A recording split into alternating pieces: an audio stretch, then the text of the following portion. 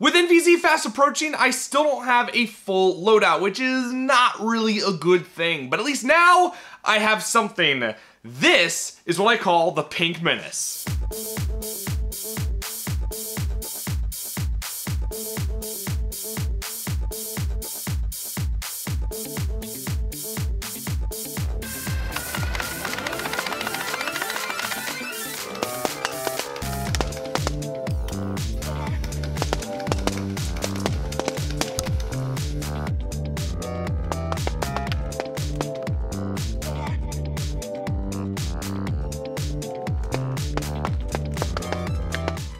So named after the first ever real blaster I modified and painted, which was a pink long shot that I made for HVZ. This is going to be my holstered sidearm for NVZ, but with all the stuff that I've done to this, it could definitely be a primary on its own. So if I don't get a primary done in time, I at least have this. But there is a lot of stuff going on with it, so let's dive right into it and start with the paint job. For the fabulous paint job that you see on here, I started off with a Duplicolor vinyl and fabric black for the primer and for the blacks that you see on the blaster, except for the battery tray cover, which I'll get to in just a second. For the hot pink you see on here, that is a Montana Black Beast pink, something super hot. For the secondary color, it is a Montana Gold Shocked Light Pink, which I wish was a bit hotter, but it has this grayish purple tone to it that really contrasts that hot pink in a lovely way. So it looks pretty good on there in my opinion. I like the way it doesn't stand out, but it recesses just a little bit.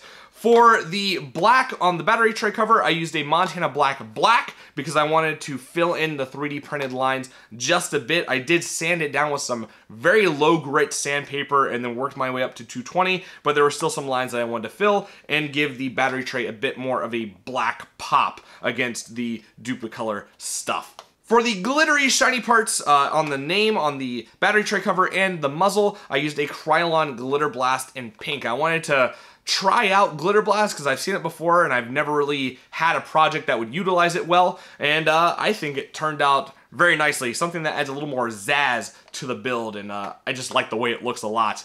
For the main clear coat, I used ProXL 2K Clear, which is the same thing I used on the Rapid Strike. It adds a lovely protective coating to the blaster, and I thought the gloss would work really well for this build because it's supposed to be shiny, gleamy, and really out there, and it's supposed to pop. So I didn't want to mask that with a matte or a satin, so I went back to the ProXL to give it a nice protective surface against the thicker Montana paint, and to make it a bit more flashy. And for the 3D printed pieces, like this piece right here that I'll get to in just a second, and the mag release, I used Duplicolor Perfect Match Clear so that if, in case I wanted to take them off and use them on another build, they wouldn't be super duper shiny and maybe contrast the paint job on the other blaster, and I wanted them to still have the kind of 3D printed feel to them, not the slick, shiny surface that the ProXL gives you, so they still feel like 3D printed parts. Now I'm going to go over the external pieces you see on the outside before we work our way onto the internals of this blaster. We're going to start with this piece right here. So this piece right here is a flared magwell kind of kit for the Stryfe that you epoxy onto the side, and what it does is it opens up the magwell area so you have a bit more room to miss the alignment with the magwell, and it will just guide the magazine back into place. So instead of having your mag wrap around the outside like this, it'll just guide it right into where it needs to go. And I thought that was an interesting idea that I've never seen done before, and I thought the Pink Menace would be a nice platform to try it out with, especially since this is going to be in my leg holster with the magazine pointing behind me. I wanted to have a bit of extra mistake room for loading the mags in case I'm not looking or in case I'm having a weird angle of approach on my leg. So interesting piece, and it definitely looks very nice on the Stryfe. It doesn't add much bulk to the side. It's very slim, so it doesn't add any sort of jagged edges for something to catch onto. It keeps the Stryfe nice and thin, like some people like their Stryfes. I like mine a bit bulky, if you can't tell. But interesting piece that I thought I'd try out, and I like how it looks, and I like the idea behind it. So that's what that is. On the front of the Stryfe, we have a 3D printed piece called the Hammerhead, designed and printed by Blasted.de user Devil Z Call at Blaster Parts, and I immediately fell in love with this piece as soon as I saw it on my tour at the Blaster Parts warehouse. I asked him if I could get one from him, and he just gave it to me when I was leaving. It is such a cool piece, and I'm not someone who is into the Picatinny rail or like anything kind of tactical on my blasters, but it's very comfortable and it looks so cool. Now, if it's too bulky for your build or too bulky for your holster or anything like that, this thing comes off with no nuts, bolts, screws, whatever. So in case it's too much for you, you can take it off and put it onto something else. Slim down your Stryfe a little bit, and it clicks into place nice and securely, and it's just very comfortable, and it's such a cool piece that even though it may not be practical for the Pink Menace as a holstered sidearm, it looks cool, it feels great, and I had to put it on here. I've been wanting to put it on something. This was the blaster to put it on. Now, there is no word on if or when this will be sold on the site, and Devil Z Call is definitely not giving the STL files out for free or at all. So if you want this, you have to talk to him about it. On the back side of the magwell, we have a mag release made by Dr. Snickus, and this isn't your typical straight mag. It has a Z or S shape to it, and this allows you to easily use one of two methods to unload your magazines.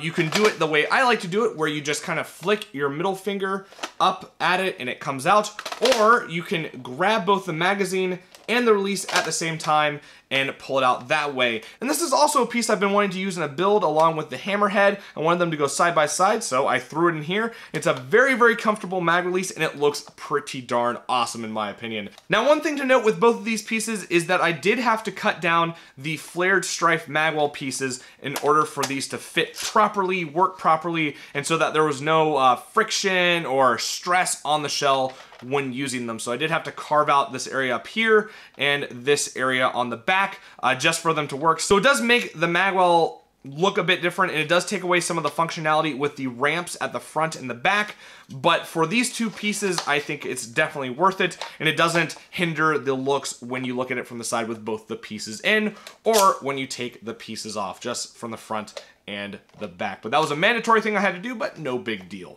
For the battery tray area, I've come in and ground out the entire thing, also expanding the top, sanded it smooth so there's no jagged edges, and then put a polycarb floor piece to extend the floor so nothing gets into the mechanical moving parts of the Stryfe. And this just allows you to use a bigger lipo, throw an alarm in there somewhere, and utilize the top space for a connector or whatever might be able to use that space up there. And to expand it a bit more, I've thrown on a Containment Crew battery tray cover, an expanded battery tray cover that has my name engraved on it. And to get the glitter inside my engraved name, I just blasted the crap out of it before taking a drywall razor and scraping the excess Glitter Blast adhesive and glitter into the little engraved parts so that it falls in and then, you know, lines up before I cleaned all the excess glitter off. And sadly, there are still some rogue glitter specks underneath the clear coat because you can never truly get rid of glitter. It's kind of sad, but I mean, it was to be expected, honestly. I love using these. It just gives you extra space for whatever you need, so that's why I have that there. And if it's too much space, for example, I have made a matching stock tray cover that has had its ribs carved down just in case I want a slimmer profile on this. Also sparkly, also glittery, and also great looking. On the front of the Stryfe, we have a Blaster Smith 180 motor cover protecting the 180s that are in here. Just ground out the area, epoxy this on, and painted to match.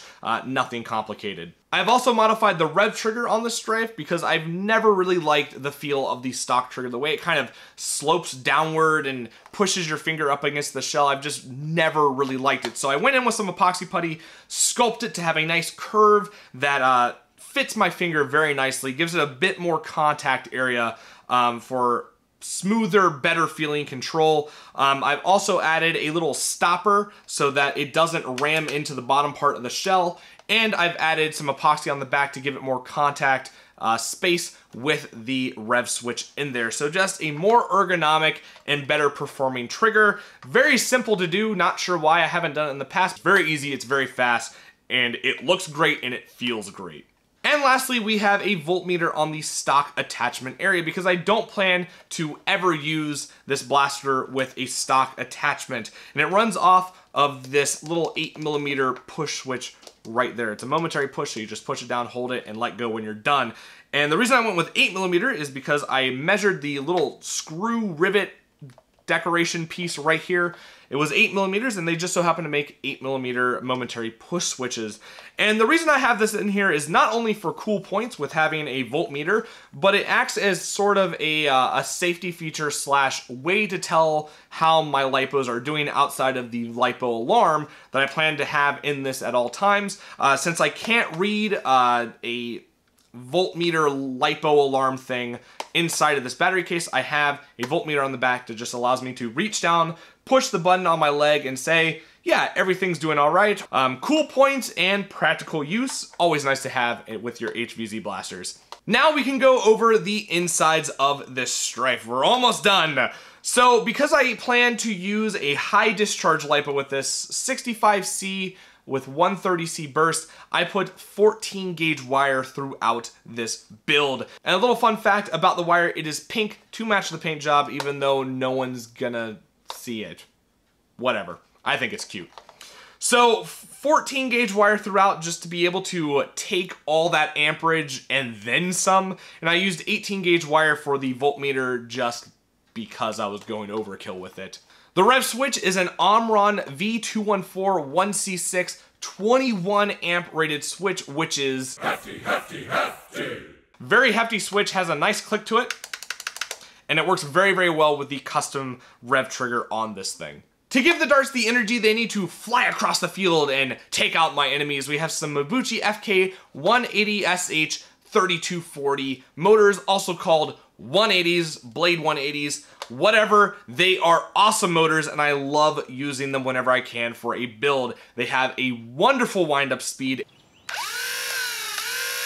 and some great torque that allows you just to spam the crap out of your magazine, and if you have the proper battery setup, basically you'll never hear motor sag out of them. They're awesome motors. While it does require you to cut the shell, it is totally worth it in my opinion. Connected to the motors are some worker flywheels that have been paired with some 5/8 inch brass. Now the video clips you're seeing here have the brass going all the way up to the tip of the barrel, and I did some testing with that, and the FPS readings were fluctuating wildly from 94 to like 125, even with the larger board brass. So I decided to take it out of the Stryfe, but because I had to cut down the dart guiding ridges inside the stock motor cage, I am now using the brass as a dart guide instead of a barrel, just so the darts have a consistent contact area with the worker wheels. It sticks out about an inch past the flywheel, so it's not a barrel, it's more of a stabilizing dart guide thing now. So all the footage that I did before is not how it is now, and it works much better, giving me FPS readings of about 115 to 125 with very worn out darts. One thing I changed on the inside that was definitely not necessary for this build was I added a worker Stryfe pusher to the mechanical pushing part of the Stryfe. And all this does is it adds a bit of an extension to the pusher to allow you to use shorter darts. Not necessary, but I had the part, so I decided to throw it in here. And because HVZ players like to use third-party darts, someone might be using something shorter and you want your darts to fire out of your blaster, so this just allows it to use shorter darts and keep it from misfiring. Speaking of misfiring, I have added a dart guide slash feed stop to this build, which I thought would be a necessary thing to add. I rediscovered this idea on Taruk Makto's blog while looking around for information on building my primary blaster for NVZ, and what this does is it keeps darts from poking out of your mag if you jostle your Stryfe around a lot, and it keeps things from just gunking up, misaligning, misfiring, and all that stuff. It gives your darts a place to stop against, and it guides them into, well, for what I'm using, the brass for the flywheels. And I thought this would be so perfect to add to this because it is going to be on my leg the majority of the time, and it's going to be shaking around, and having your last resort slash backup blaster fail on you is not the way I want to go during HVZ. I want this to work 100% of the time, and this basically guarantees that's going to happen. Necessary thing I've added to this build, and it's a very cool idea that I plan on doing in the future with more Stryfe builds. So I think that is everything covered with the Pink Menace. But at this point, it could definitely be a primary, and that's what I plan on using it for after NVZ with SC and C games. Because I don't use secondaries during those games, this will be my primary for those because it's nice to have a spammy blaster during those events just to mess around with. But yeah, let me know in the comment section what you would do differently with this build, or what you would add on to it, or what your perfect secondary blaster would be for an HVZ event, because I'm kind of curious. But that is the Pink Menace, my secondary holstered sidearm for NVZ, and primary if I can't come up with a primary for NVZ. So this might actually be what I use during the entire game. But there we have it. I hope you enjoyed this video, and as always, have a great day wherever you are.